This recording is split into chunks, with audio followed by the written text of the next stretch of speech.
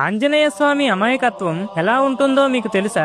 ఒక రోజు హనుమంతుడు సీతాదేవిని కలవడానికి వెళ్ళినప్పుడు సీతాదేవి తన నుదుట మీద సింధూరం పెట్టుకుని మురిసిపోతూ ఉంటుంది. సీతాదేవి అలా ఎందుకు చేస్తుందో అర్థం కాని హనుమంతుడు అమాయకంగా, తల్లి ఈ సింధూరాన్ని ఎందుకు పెట్టుకుంటున్నారు అని అడుగుతాడు. అది విన్న సీతాదేవి చిన్నగా నవ్వి, చూడు హనుమ, ఈ సింధూరం అంటే శ్రీరాముడికి ఎంతో ఇష్టం. అంతేకాదు, దీన్ని నుదుటన పెట్టుకుంటే నా రాముడు ఎప్పటికీ నాతోనే ఉంటాడు అని చెప్తుంది.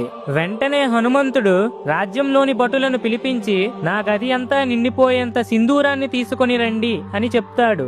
భటులు బస్తాల కొద్దీ సింధూరాన్ని తెచ్చి తన గదిలో పోస్తారు. హనుమంతుడు తన శరీరానికి నూనె రాసుకొని ఆ సింధూరం కుప్పలోకి దూకుతాడు. ఈ ఘనకార్యాన్ని రాముడికి చూపిద్దామని చెప్పి వంటి నిండా సింధూరంతో నడుచుకుంటూ వెళ్తుంటే హనుమంతుడిని చూసిన వాళ్ళందరూ ఏదో భూతం వచ్చిందని పారిపోతారు. వాళ్ళని పట్టించుకోకుండా నేరుగా రాముడి దగ్గరకు వెళ్లి నిలబడిన హనుమంతుడిని చూసి రాముడు గట్టిగా నవ్వుతూ హనుమ భక్తిని, అమాయకత్వాన్ని ఎంతో మెచ్చుకుని ఎన్ని జన్మలెత్తినా హనుమంతుడు రాముడితో పాటు ఉండేలా వరం ఇస్తాడు. ఫ్రెండ్స్, జై శ్రీరామ్ అని కామెంట్ చేయండి.